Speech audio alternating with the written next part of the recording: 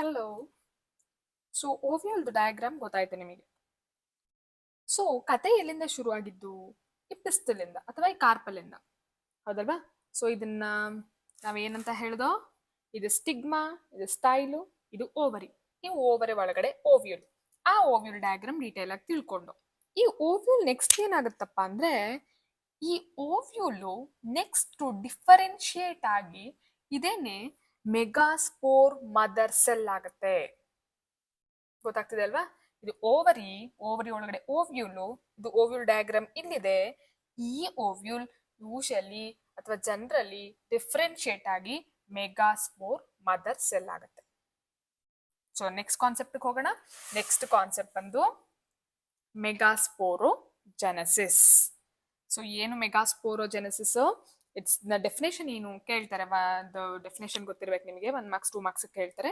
The process of formation of megaspore from the megaspore mother cell is called ಮೆಗಾಸ್ಪೋರೋಜೆನೆಸಿಸ್.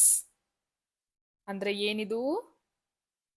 Megaspore mother cell ಇಂದ megaspore formation ಆಗುವಂತ ಪ್ರೋಸೆಸ್ನ ನಾವು ಮೆಗಾಸ್ಪೋರೋಜೆನೆಸಿಸ್ ಅಂತ ಹೇಳ್ತೀವಿ. ಸೊ ಮೆಗಾಸ್ಪೋರ್ ಮದರ್ ಸೆಲ್ ಎಲ್ಲಿಂದ ಬಂತು? ಓವ್ಯೂಲ್ ಆಗಿತ್ತಲ್ಲ, ಆ ovule next megaspore mother cell ಆಯ್ತು. ಓವ್ಯೂಲ್ ಎಲ್ಲಿತ್ತು? ಓವರಿ ಒಳಗಡೆ ಇತ್ತು. ಓವರಿ ಓವ್ಯೂಲ್ ಎಲ್ಲಿದೆ? ಪಿಸ್ಟಿಲ್ ಅಥವಾ ಕಾರ್ಪಲ್ ಅಲ್ಲಿದೆ. ಕಾನ್ಸೆಪ್ಟ್ ಕ್ಲಿಯರ್ ಅಲ್ವಾ? So ovule generally differentiate to single megaspore mother cell. So ಇಲ್ಲಿಂದ ಹೊಸ ಕತೆ ಶುರು ಆಗ್ತಾ ಇದೆ. ಯಾವುದು ಆ ಕತೆ ಅಂತಂದ್ರೆ, ಇಟ್ ಈಸ್ ಮೆಗಾಸ್ಪೋರೋಜೆನೆಸಿಸ್. ಓಕೆನಾ? ಡಯಾಗ್ರಾಮ್ ನೋಡಿ, ಏನಿಷ್ಟು ಹಿಗ್ಗಿದೆ ಅಂತ ಏನು ಕನ್ಫ್ಯೂಸ್ ಆಗಬೇಡಿ. ತುಂಬಾನೇ ಈಸಿ, ಮೈಕ್ರೋಸ್ಪೋರೋಜೆನೆಸಿಸ್ಗಿಂತಾನೂ ಈಸಿ ಇದೆ. ಸೊ ಮೆಗಾಸ್ಪೋರೋಜೆನೆಸಿಸ್ ಅಂದ್ರೆ ಗೊತ್ತಾಯ್ತು. ಏನು megasporogenesis definition? Process of formation of megaspore from megaspore mother cell is called megasporogenesis. So ಇಲ್ಲಿ ಯಾವ ಡಯಾಗ್ರಾಮ್ ನಾನು ಬರ್ದಿದ್ದೀನಿ ಅಂದ್ರೆ, ಅಗೈನ್ ಅದೇ ಓವ್ಯೂಲ್ ಡಯಾಗ್ರಾಮ್ನ ಬರ್ದಿದ್ದೀನಿ. ಈ ಕಡೆ ಮೈಕ್ರೋಪಿಲಾರ್ ಎಂಡ್, ಈ ಕಡೆ ಚೆಲ್ಲಸೆಲ್ ಎಂಡ್. ದಯವಿಟ್ಟು ಇದನ್ನ ಸ್ವಲ್ಪ ಗಮನ ಇಟ್ಕೊಳ್ಳಿ. ಓಕೆನಾ? ಮೈಕ್ರೋಪಿಲಾರ್ ಅಂದ್ರೆ ಟಿಪ್ ರೀಜನ್, ಚೆಲ್ಲಸೆಲ್ ರೀಜನ್ ಅಂತ ಅಂದ್ರೆ ಬೇಸಲ್ ರೀಜನ್. ಸೊ ಇಲ್ಲಿ ಕಾಣಿಸ್ತಾ ಇದೆಯಲ್ಲ, ಇದು ಸೆಲ್ಸ್ ತೋರಿಸಿದೀವಿ ಅಷ್ಟೇ, ಸುಮ್ಮನೆ ಲೈನ್ ಎಳೆದು ಸೆಲ್ ತೋರಿಸ್ತಾ ಇದೀವಿ. ಇದು ನ್ಯೂಸೆಲಸ್. ಈ ನ್ಯೂಸೆಲಸ್ ಒಳಗಡೆ ಇಲ್ಲಿ ಈ ಓವ್ಯೂಲ್ ಇತ್ತಲ್ಲ, ಇದು ಏನಾಗಿದೆ ಈಗ? ಮೆಗಾಸ್ಪೋರ್ ಮದರ್ ಸೆಲ್ ಆಗಿದೆ. ಓಕೆನಾ? ಸೊ ಈಗ ಏನಾಗುತ್ತೆ ನೆಕ್ಸ್ಟ್? ಈ ಮೆಗಾಸ್ಪೋರ್ ಮದರ್ ಸೆಲ್ ಇದೆಯಲ್ಲ, ವಿಚ್ ಅಂಡರ್ಗೋಸ್ ಮಿಯೋಸಿಸ್. ಅಂದ್ರೆ ಏನಾಗುತ್ತೆ? ಇದು ರಿಡಕ್ಷನಲ್ ಡಿವಿಷನ್, ಮಿಯೋಸಿಸ್ ಆಗುತ್ತೆ. ಈ ಮೆಗಾಸ್ಪೋರ್ ಮದರ್ ಸೆಲ್ ಬಂದು ಡಿಪ್ಲಾಯ್ಡ್ ಆಗಿರುತ್ತೆ. ಸೊ ಈಗ ಮಿಯೋಸಿಸ್ ಅಂದ್ರೆ ರಿಡಕ್ಷನಲ್ ಡಿವಿಷನ್ ಆಗಿ ಏನಾಗುತ್ತೆ? 4 ಹ್ಯಾಪ್ಲಾಯ್ಡ್ ಮೆಗಾಸ್ಪೋರ್ಸ್ ಫಾರ್ಮೇಶನ್ ಆಗುತ್ತೆ. ಅದು ಇಲ್ಲಿ ನೋಡಿ, ಇಲ್ಲಿ ನೋಡಿ, ಇದು ಮೈಕ್ರೋಪಿಲಾರ್ ಎಂಡ್, ನ್ಯೂಸೆಲಸ್. ಸೊ ಫಸ್ಟ್ ಏನಾಯ್ತು? ಡಿವೈಡ್ ಆಗಿ 2 ಆಯ್ತು. ಮೆಗಾಸ್ಪೋರ್ ಡಯಾಡ್ ಅಂತ ಹೇಳ್ತೀವಿ ಇದನ್ನ. ಇಲ್ಲೊಂದು ಸೆಲ್ ಇದೆ, ಇಲ್ಲೊಂದಿದೆ. ಮೆಗಾಸ್ಪೋರ್ ಡಯಾಡ್ ಅಂತ ಹೇಳ್ತೀವಿ. ಡೈ ಅಂದ್ರೆ 2, ಮೆಗಾಸ್ಪೋರ್ ಡಯಾಡ್. ಇಲ್ಲಿ ಒಂದಿತ್ತ, ಅದು megaspore mother cell, it undergoes meiosis ಅಲ್ವಾ? ಮಿಯೋಸಿಸ್ ಆಗಿ ಏನಾಯ್ತು? 2 ಫಾರ್ಮೇಶನ್ ಆಯ್ತು ಅದು. ಸೊ ಅದನ್ನ ಮೆಗಾಸ್ಪೋರ್ ಡಯಾಡ್ ಅಂತ ಹೇಳ್ತೀವಿ. ಮತ್ತೆ ಡಿವಿಷನ್ ಆಗಿ ಮಿಯೋಸಿಸ್ ಆಗಿ ಏನಾಗುತ್ತೆ? 1 2 3 4 ಮೆಗಾಸ್ಪೋರ್ಸ್ ಫಾರ್ಮೇಶನ್ ಆಗುತ್ತೆ. ಇದನ್ನ ಈ ಸ್ಟೇಜ್ ನಾವು ಮೆಗಾಸ್ಪೋರ್ ಟೆಟ್ರಾಡ್ ಅಂತ ಹೇಳ್ತೀವಿ. ಟೆಟ್ರಾ ಅಂದ್ರೆ ಏನು? 4 ಅಲ್ವಾ? 1 2 3 4 4 ಮೆಗಾಸ್ಪೋರ್ ಇದೆ. ಇದನ್ನ ಮೆಗಾಸ್ಪೋರ್ ಟೆಟ್ರಾಡ್ ಅಂತ ಹೇಳ್ತೀವಿ. ಆದ್ರೆ ಇಲ್ಲಿ ಏನಂತಂದ್ರೆ, ಈ 4ರಲ್ಲಿ ಒಂದು ಮಾತ್ರ ಏನಾಗುತ್ತೆ? ನೆಕ್ಸ್ಟ್ ಮೆಗಾಸ್ಪೋರೋಜೆನೆಸಿಸ್ ಅಂತಂದ್ರೆ ಅದರಿಂದ ಡೆವಲಪ್ಮೆಂಟ್ ಆಗುತ್ತೆ. ಇನ್ ಮಿಕ್ಕಿದ್ದೆಲ್ಲ ಡಿಜೆನರೇಟ್ ಆಗ್ಬಿಡುತ್ತೆ. ಯಾವ್ದು ಡಿಜೆನರೇಟ್ ಆಗೋದು ಅಂದ್ರೆ, ಯೂಶಲಿ ಅಪ್ಪರ್ ಮೆಗಾಸ್ಪೋರ್ಸ್ ಡಿಜೆನರೇಟ್ ಆಗುತ್ತೆ. ಅಪ್ಪರ್ ಅಂದ್ರೆ ಯಾವುದು? ಮೈಕ್ರೋಪಿಲಾರ್ ಎಂಡ್ ಕಡೆ ಇರುವಂತದ್ದು. ಅಂದ್ರೆ ಈ 1 2 3 ಈ 3 ಮೆಗಾಸ್ಪೋರ್ಸ್ ಇದೆಯಲ್ಲ, ಈ 3 ಕೂಡ ಡಿಜೆನರೇಟ್ ಆಗ್ಬಿಡುತ್ತೆ. ಡಿಜೆನರೇಟ್ ಆಗಿ ಆ ಬೇಸಲ್ ರೀಜನ್ ಇದೆಯಲ್ಲ, ಒಂದು ಮಾತ್ರ ಮೆಗಾಸ್ಪೋರ್ ಇದೆಯಲ್ಲ, ಅದು ಮಾತ್ರ ಫರ್ದರ್ ಮೈಟೋಟಿಕ್ ಡಿವಿಷನ್ಗೆ ಹೋಗುತ್ತೆ. ಕಾನ್ಸೆಪ್ಟ್ ಅರ್ಥ ಆಗ್ತಿದೆ ಅಲ್ವಾ? ಸಿಂಪಲ್ ಆಗಿ ಹೇಳ್ಬೇಕಂದ್ರೆ ನೋಡಿ, ಫಸ್ಟ್ ಏನಿತ್ತು ಇಲ್ಲಿ ಬರತ್ ತೋರಿಸ್ತೀನಿ ಸಿಂಪಲ್ ಆಗಿ. ಓವ್ಯೂಲ್ ಇತ್ತು. ಆ ಓವ್ಯೂಲ್ ಡಿಫ್ರೆನ್ಶಿಯೇಟ್ ಆಗಿ ಏನಾಯ್ತು?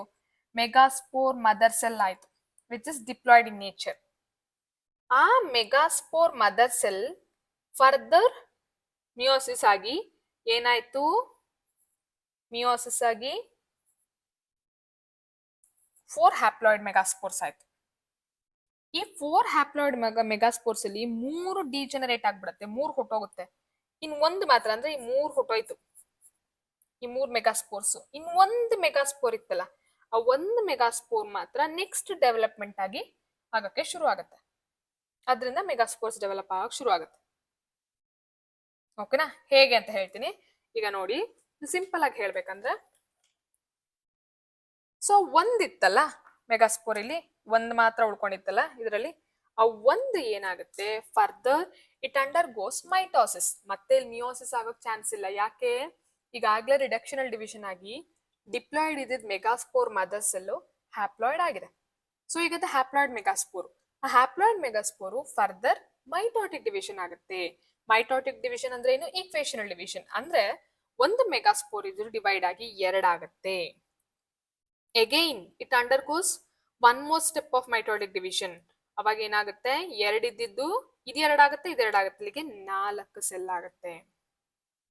Again it underwent one more mitosis, ಮತ್ತೆ ಇನ್ನೊಂದ್ಸಲಿ ಮೈಟೋಸಿಸ್ ಆಗುತ್ತೆ. ಅಲ್ಲಿಗೆ ಏನಾಗುತ್ತೆ, 2ರಿಂದ 4, 4ರಿಂದ 8 ಸೆಲ್ಗಳಾಗುತ್ತೆ. ಇಷ್ಟರೊಳಗಡೆ ಹೀಗೆ ಇದು ಡಿವೈಡ್ ಆಗ್ತಾ ಹೋಗ್ತಾ ಇರ್ಬೋದಿತ್ತು. ಆದ್ರೆ ಇಷ್ಟರೊಳಗಡೆ ಏನಾಗುತ್ತೆ, ಇಲ್ಲಿ ಸೆಲ್ ವಾಲ್ ಫಾರ್ಮೇಶನ್ ಆಗೋದಕ್ಕೆ ಶುರು ಆಗ್ಬಿಡುತ್ತೆ ಹೀಗೆ. ಸೊ ಯಾವಾಗ ಸೆಲ್ ವಾಲ್ ಫಾರ್ಮೇಶನ್ ಆಗೋದಕ್ಕೆ ಶುರು ಆಗುತ್ತೆ, ಸೆಲ್ ಡಿವಿಷನ್ ಅಂದ್ರೆ ಮೈಟೋಸಿಸ್ ಅಲ್ಲಿಗೆ ಸ್ಟಾಪ್ ಆಯ್ತು. ಸ್ಟಾಪ್ ಆದ್ಮೇಲೆ ಇದೆಲ್ಲ ಅರೇಂಜ್ ಆಗೋದಕ್ಕೆ ಶುರು ಆಗುತ್ತೆ, ಎಂಬ್ರಿಯೋಸ್ ಆಫ್ ಫಾರ್ಮೇಶನ್ ಆಗೋದಕ್ಕೆ ಶುರು ಆಗುತ್ತೆ. ಓಕೆನಾ? ಹೇಗೆ ಅಂತ ಅಂದ್ಬಿಟ್ಟು ಹೇಳ್ತೇನೆ.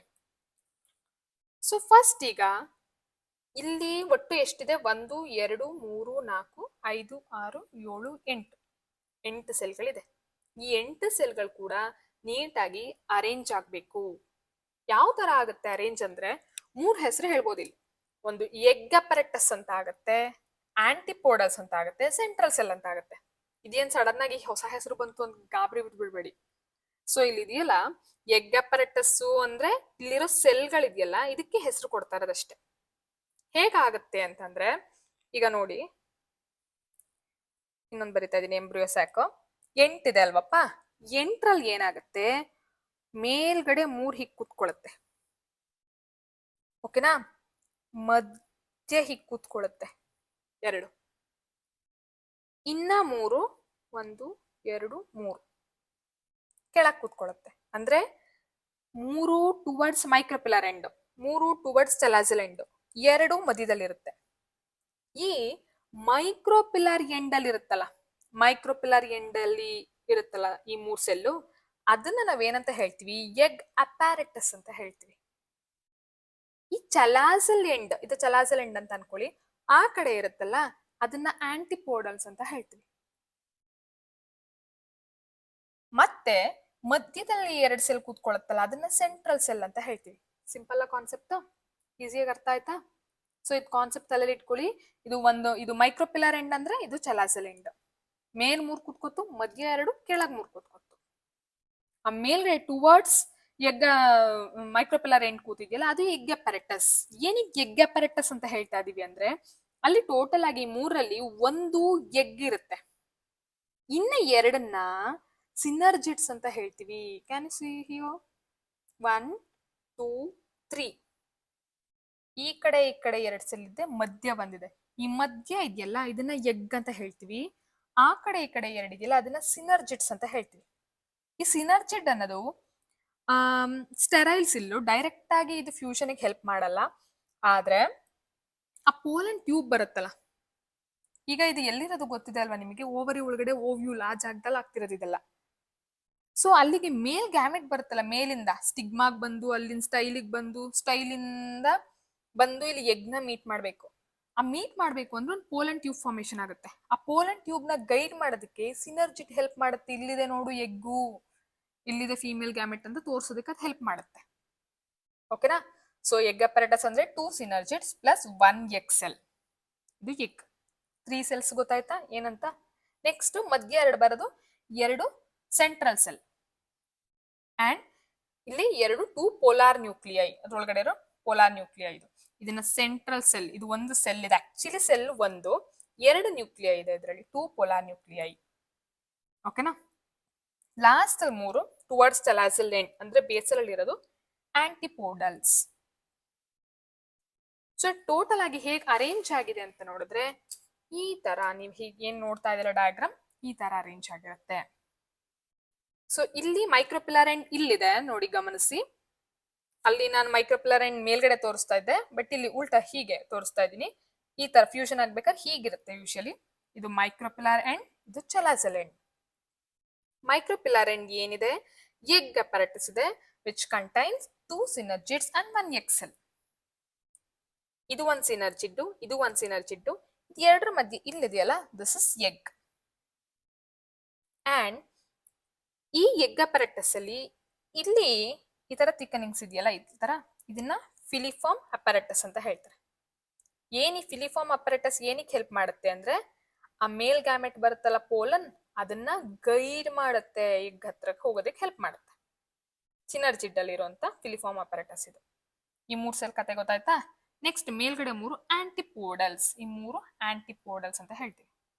ಮಧ್ಯ ಇರೋದು ಸೆಂಟ್ರಲ್ ಸೆಲ್, ಮತ್ತೆ ಇದೆರಡು 2 ನ್ಯೂಕ್ಲಿಯರ್, ಇದನ್ನ ಪೋಲಾರ್ ನ್ಯೂಕ್ಲಿಯೈ, 2 ಪೋಲಾರ್ ನ್ಯೂಕ್ಲಿಯೈ. ಹಾಗಾಗಿ ಇದನ್ನ ನಾವು 7 celled and 8 ನ್ಯೂಕ್ಲಿಯೇಟ್ ಸ್ಟೇಜ್ ಅಂತ ಹೇಳ್ತೀವಿ. ಸೊ ಎಕ್ಸಾಮ್ ನಲ್ಲಿ ಕೇಳ್ಬೋದು 7 celled 8 ನ್ಯೂಕ್ಲಿಯೇಟ್ ಸ್ಟೇಜ್ ನೇ ಎಕ್ಸ್ಪ್ಲೈನ್ ಮಾಡಿ ಅಂತ. ಆಗ ನೀವು ಇದೆಲ್ಲ ಕತೆ ಹೇಳ್ಬೇಕಾಗುತ್ತೆ. ಓಕೆನಾ. ಏನಕ್ಕೆ 7 celled 8 ನ್ಯೂಕ್ಲಿಯೇಟ್, 8 ನ್ಯೂಕ್ಲಿಯೇಟ್ ಯಾಕೆ, ಇದು ಸೆಂಟ್ರಲ್ ಸೆಲ್ ಅಂತ ಏನ್ ಹೇಳ್ತಾ ಇದೀವಿ, which is A single cell. ಅದು ಅದ್ರೊಳಗಡೆ 2 ನ್ಯೂಕ್ಲಿಯೈ ಇದೆ. ಹಾಗಾಗಿ ಈಗ ಲೆಕ್ಕ ಹಾಕಿದ್ರೆ ಎಷ್ಟು ನ್ಯೂಕ್ಲಿಯೈ ಇದೆ, 1 2 3 4 5 6 7 8 ನ್ಯೂಕ್ಲಿಯೈ ಇದೆ. ಸೊ ಹಾಗಾಗಿ 8 ನ್ಯೂಕ್ಲಿಯೇಟ್.